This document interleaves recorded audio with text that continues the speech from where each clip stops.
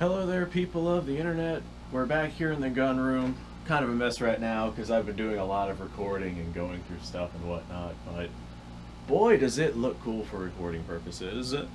So, a little while ago, actually, I think of right now, YouTube has actually taken this particular video down. They've just been targeting me left and right over the most minor of things. But a little while ago, I put up a video talking about this right here.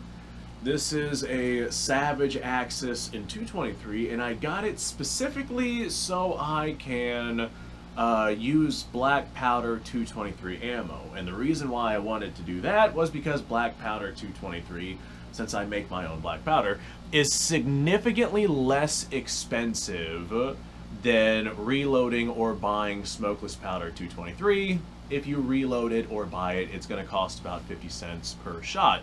But I reload my own primers and I make my own black powder, and as a result, I can load like black powder 223 for like rough estimation 5 to 7 cents a shot.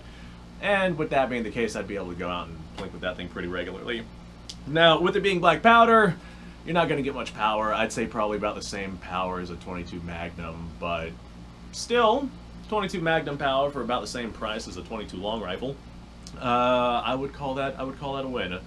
The only problem with the 223 black powder project is that it is officially dead in the water.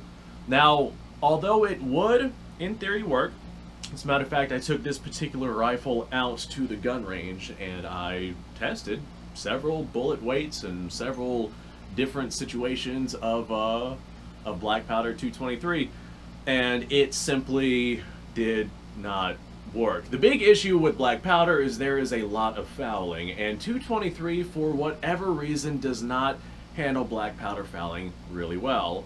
After about 3, maybe 4 shots of black powder 223, you start getting bullet tumbling, and once bullets start tumbling, then you just you lose all of your accuracy. And I cleaned the gun several times, got all the black powder fouling out, and every single time, no matter what bullet weight I was using, if it was black powder 223, it would start tumbling after like 4 rounds. It would be on target every single time, no tumbling for those first 4 rounds. And then after that, we would start to see bullet tumbling, and we would start having some problems. I actually took some footage of me at the gun range, like, testing it, so here's the footage for that. Too windy to record out here, but I want to show this. Black powder 223 is dead in the water. Came out here with my Savage Axis 223 black powder rounds. I'll explain all this in, video that I'll add to this one, I'm sure. I got 3 rounds in, trying to zero the gun, and I was like, all right, this shouldn't be too bad.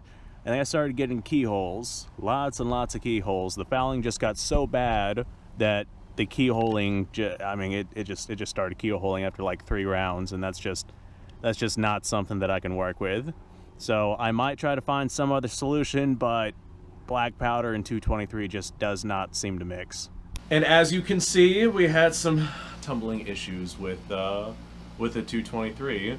So just because I would have to clean the gun, like thoroughly clean the gun and get all the black powder fouling out every 3 or 4 rounds, it's just not worth loading 223 with black powder for me. Like, that's just a cartridge that's just going to have to be a smokeless powder cartridge.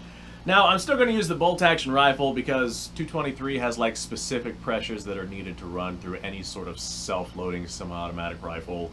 But with this right here, I can still experiment with some either spicier 223 or potentially even underpowered 223, but it has to be smokeless. It just does not handle black powder very well in terms of accuracy. Now, not all modern cartridges have that problem. Like, for example, let me see if I can find it here anywhere. I doth not see it.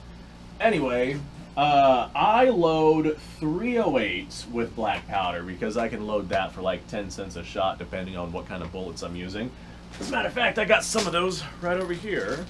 And whenever I load 308 with black powder, I don't have any tumbling issues with these at all. Like, for example, I mostly run, I got an Oviedo Mauser in 308 or 7.62 NATO or 7.62 Cetme or whatever it's chambered in.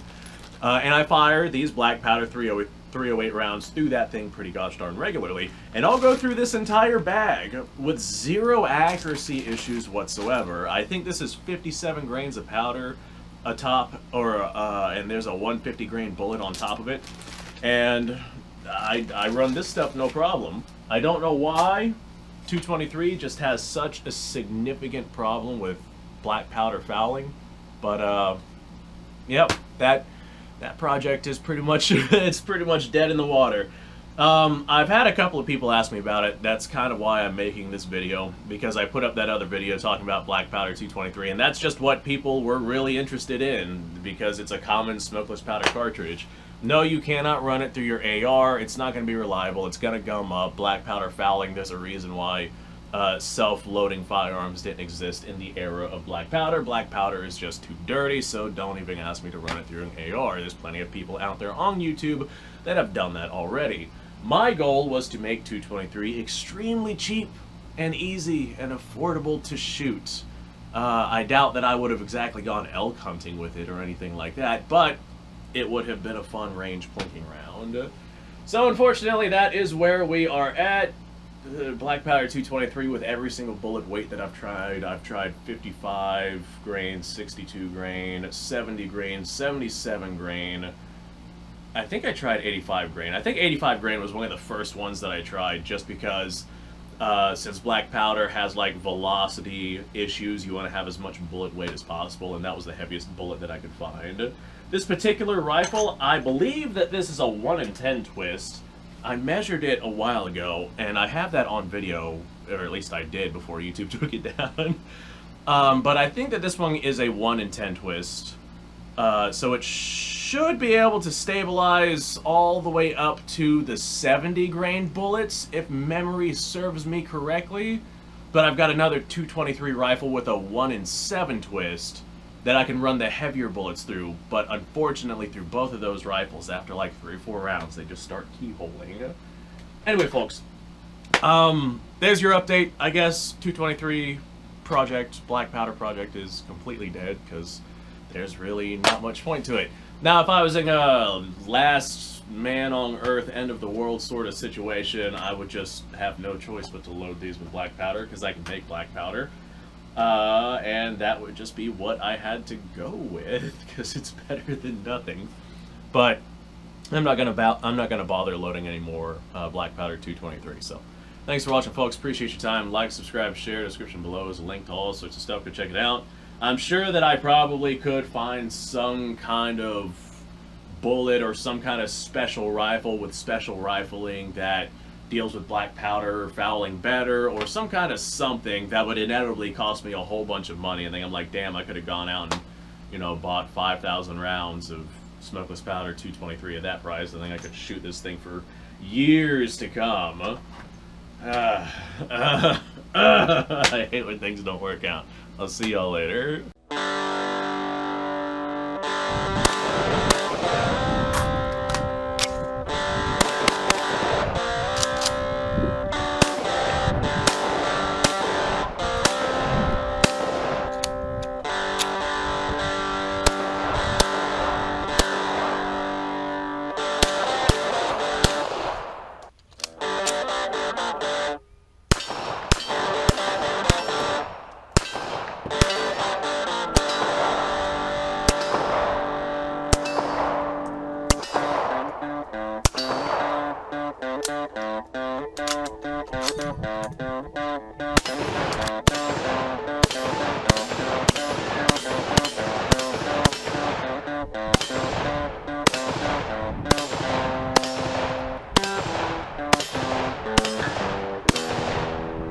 Been a little while since I've done this.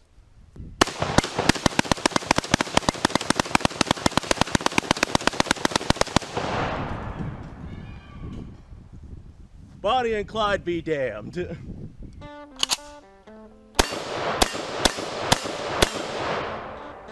Poor man's Garrett.